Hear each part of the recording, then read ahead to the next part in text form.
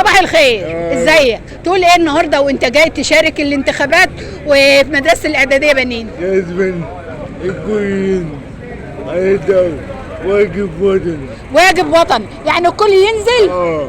ينزل وايه؟ واجب وطني، واجب وطني. الكل ينزل ويشارك؟ ويقول ايه؟ ايه سودو باي وتحيا مصر ونعم ومنور الدنيا وكل سنه وانت طيب. طيب. كل سنه وانت طيب، كل سنه وانت طيب، وانا مبسوطه ان انا شفتك. كل سنه وانت طيب.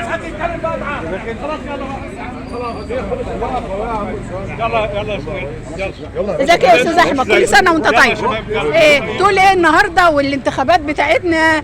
النهارده الناس جايه وبكثافه وبيقولوا لمجلس مدينه بالاسف احنا اهو بنشارك لان دي بلد.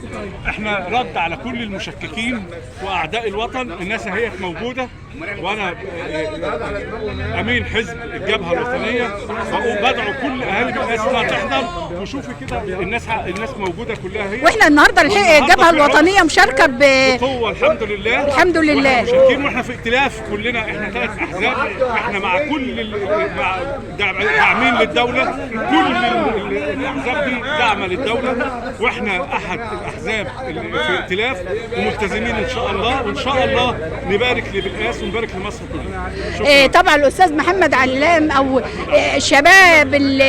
الشباب احمد علام، الشباب كله بتاع بالقاس النهارده تبع وزاره الشباب والرياضه، النهارده كونه انه يجي يشارك. وفي فكره النهارده هو لان ان هو رئيس حزب الجبهه الوطنيه النهارده بالقاس، يعني بالقاس فعلا نموذج مشرف. بالقاس وهي الحزب وهي الجبهه وهي حزب حماة وطن وهي مستقبل وطن، عاملين ائتلاف قوي وهينجح باذن الله. واحنا هندي لكل العالم ومصر كلها ان من بالقاس في ائتلاف، وان الناس ملتزمه، وان كل الناس متحابه، وهنقول لاعداء الوطن دول هم كل الناس جايه. يا استاذ احمد، حجر الاساس دايما بيبدا من بالقاس. بالقاس هي اللي بتبدا الشراره الاولى في اي انطلاقه، ومن بعدها بيجي كل الحاجات الجميله اللي فعلا بتمثل رموز بالقاس. احنا شفنا الامن ويا الشرطه كله متحالف النهارده بطريقه جميله. كلمه تحب تقولها وحضرتك رئيس جبهه؟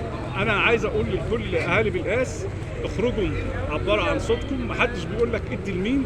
احنا في تحالف بيننا وبين بعض 3 احزاب، ال3 احزاب بيدوا مثل جميل للالتزام، وكل الاحزاب دي داعمه مصر. تعالوا عشان مصر وعشان ندي لكل العالم وكل الدنيا ان مصر في اتحاد الى يوم الدين. كنت تحيا مصر واهل مصر.